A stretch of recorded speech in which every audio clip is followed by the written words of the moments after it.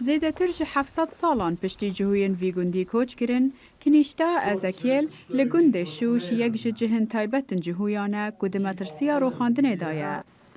اف کنیشتا 700 سالی لدهوک دمک دریش چوله. تنرون جوانن وی گندی یادگارین جواکا جهویان هیا کو بره دهاتن وی کنیشته.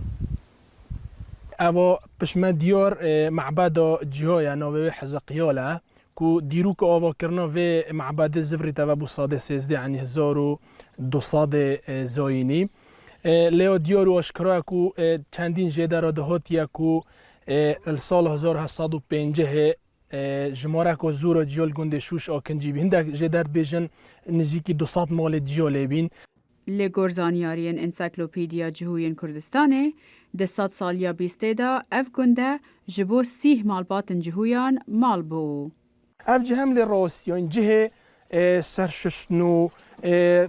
جلک ششنو کارو بارد خویت روزانه همی جیا اتینان الویره و سر خول ویره ششتو جلک و کارو بارد خول ویره ادکرن هر وکی کو تقریبا 150 متر المالت و معبد و یا دیره کو او تاد نوی کانیا جیا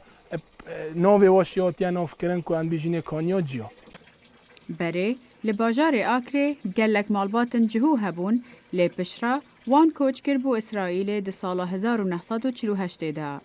ده ماها 8 سال 2020 قنصل خانه امریکی لهولیره پارا ترخان کر جبو جنوب آوا کرنا کنیشتین جهویان جعالی دور خستنن نحکومی و.